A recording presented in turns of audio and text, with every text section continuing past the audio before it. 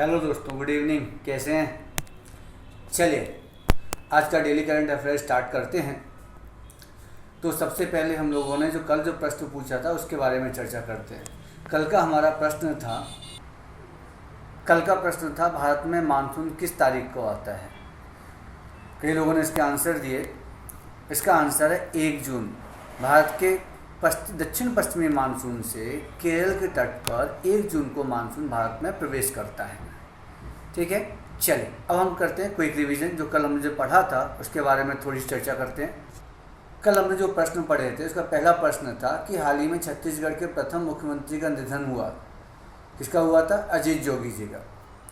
दूसरा प्रश्न था किस देश ने ह्यूमन स्पेस मिशन लॉन्च किया है? अमेरिका ने। तीसरा प्रश्न था गूगल कंपनी ने कोरोना वायरस संक्रमण से बचने के लिए सोशल डिस्टेंसिंग ऐप जारी किया है। उसका क्या नाम है? सोदर ऐप। चौथा प्रश्न था वर्ल्ड नो टोबैको डे किस दिन मनाया जाता है? 31 मई को। और पांचवा प्रश्न था फोर्ब्स की महंगे खिलाड़ियों की लिस्ट में विराट कोहली का कौन सा स्थान है? 66वां, एकमात्र भारतीय खिलाड़ी हैं। चलिए अब हम चलते हैं आज के प्रश्नों की ओर। आज का पहला प्रश्न है कोलंबो से 700 भारतीयों को लाने के लिए कौन सा अभियान चलाया जा रहा है? इसका आंसर है ऑपरेशन समुद्र सेतु। चलिए इसके बारे में थोड़ी चर्चा करते हैं। ऑपरेशन समुद्र सेतु INS जलाश्व 700 भारतीयों को लेने कोलंबो पहुंचेगा। आपको यहाँ पे याद रखना है कि जो यान है उसका नाम क्या है? INS जलाश्व। ये इंपॉर्टेंट क्वेश्चन है, आप लोग इसको याद रखिएगा। पहला तो ये था कि ऑपरेशन कौन सा है? समुद्र सेतु है। इसके बाद दूसरा प्रश्न बनता है कि जो यान है उसका नाम क्या है? INS जलाश्व है। इसका तीसरा दौरा है और पहले ये 1286 लोगों को वापस ला चुका है श्रीलंका से। कोलंबो में भारतीय दूतावास को जलाश्व से भारतीयों की वापसी जुड़े काम पूरा करवाने की जिम्मेदारी सौंपी गई है। विदेशों में फंसे भारतीय वतन वापसी के लिए केंद्र सरकार ने समुद्र सेतु मिशन और वंदे भारत मिशन चला रही है। वंदे भारत मिशन आपको याद होगा, विदेशों से हवाई जहाज के द्वारा जो फंसे हुए हैं उनको लाने के लिए वंदे भारत मिशन चल रहा है, और समुद्र के द्वारा जो लाए जा रहे हैं उसके लिए समुद्र सेतु मिशन है। ठीक है, चलिए अब हम चलते हैं दूसरे प्रश्न की ओर। दूसरा प्रश्न है कि हाल ही में किस जाने माने संगीतकार का निधन हो गया है? बहुत फेमस संगीतकार हैं वाजिद खान। इनकी साजिद वाजिद की जोड़ी थी जो टूट गई है।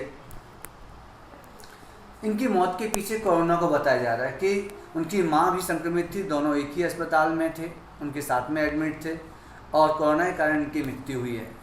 इनकी जोड़ी Sajid Wajid fame music composer थे। तो 42 वर्षीय वाजिद करीब एक सप्ताह से कोरोना संक्रमित थे। ठीक है, इन्हें बहुत सारी फिल्में हैं और ये सलमान खान की कुछ ज़्यादा ही प्रिय थे और इनके निधन पर थोड़ा सा दुख सभी को होता है। अच्छे म्यूजिशियन थे, इनके बहुत सारे संगीत आपने सुने होंगे। चलिए हम लोग चलते हैं अगले प्रश्न की ओर। तीसरा प्रश्न है भारत ने जासूसी के आरोप में किस देश के उच्चायोग के 2 अधिकारियों को देश छोड़ने का आदेश दिया है? इसका जवाब है पाकिस्तान। पाकिस्तान उच्चायोग के 2 अफसरों को निकालने का मतलब भारत ने आदेश दिया है। जासूसी से करते हुए पकड़ाए गए थे आबिद हुसैन और दूसरे हैं ताहिर हुसैन। दोनों अफसर पाकिस्तान दूतावास में वीज़ा असिस्टेंट के तौर पर काम करते थे। विदेश मंत्रालय ने कहा है कि पाकिस्तान तय करे कि उनके अफसर राजनीतिक जिम्मेदारी निभाएं या नहीं निभाएं। ISI के लिए जासूसी करते पकड़े जाने पर उन्होंने खुद को भारतीय नागरिक साबित करने की कोशिश की। उनके पास फर्जी आधार कार्ड, भारतीय मुद्रा और आईफोन मिले। चलिए अगला प्रश्न है हमारा, हाल ही में किस प्रसिद्ध ज्योतिषी का निधन हो गया है? बहुत ही फेमस थे, बेजान दारूवाला। आपने इनके बारे में काफ़ी चर्चा सुनी होगी। बहुत जाने माने ज्योतिष शास्त्री थे। इन्होंने काफ़ी भविष्यवाणियाँ भी की हैं जिन्होंने बहुत प्रसिद्ध भविष्यवाणी भी मानी जाती हैं। 90 साल की उम्र में इन्होंने आखिरी गुजरात में अहमदाबाद के एक निजी अस्पताल में आखिरी सांस ली। बताया जा रहा है कि वो कोरोना वायरस से पीड़ित थे। 11 जुलाई 1931 को जन्मे, दारूवाला पारसी परिवार से थे और वे अपनी भविष्यवाणियों के लिए काफ़ी प्रसिद्ध थे।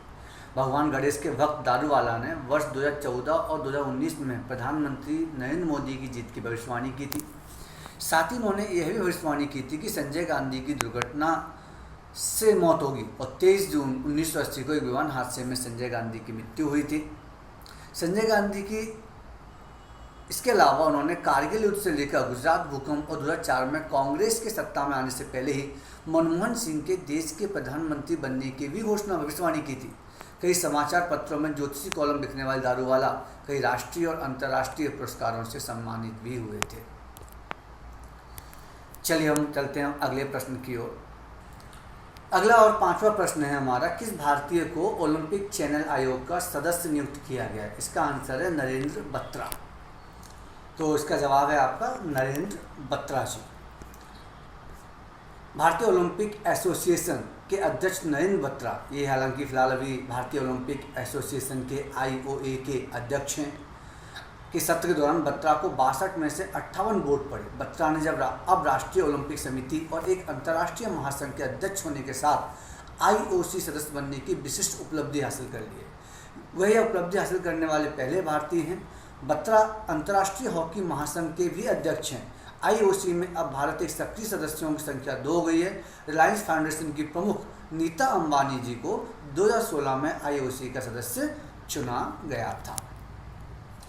अब हमारा आज का आखिरी प्रश्न, जिसका जवाब आपको कमेंट बॉक्स में जाकर देना है, कि वाडा ने किस भारतीय धाविका पर 4 वर्ष का बैन लगाया है? ऑप्शन है चरणजीत कौर, दुती चंद, हिमा दास, किरणजीत कौर। इसका जवाब आप लोग कमेंट बॉक्स में जाकर दीजिएगा, और कमेंट बॉक्स में जितना इसके बारे में जानकारी आप लिख कर देंगे, और यदि जवाब मुझे अच्छा लगेगा तो मैं आपका नाम स्क्रीनशॉट आपके इसमें ज़रूर दिखाऊंगा। जो सबसे अच्छा जवाब देगा उसका नाम, 2 लोगों का नाम मैं स्क्रीनशॉट लेकर इसके आपको स्क्रीन पर आपको दिखाई देगा। उसका नाम बताऊंगा, उसका जवाब कितना अच्छा है वो बताऊंगा, इसके बारे में कितना आप बता सकते हो, ये चीज़ें आप कमेंट बॉक्स में डालिएगा। इसके अलावा आपको वीडियो कैसा लगा ये भी बताइएगा। चलिए आज हम वहीं स्टॉप करते हैं। जय हिंद।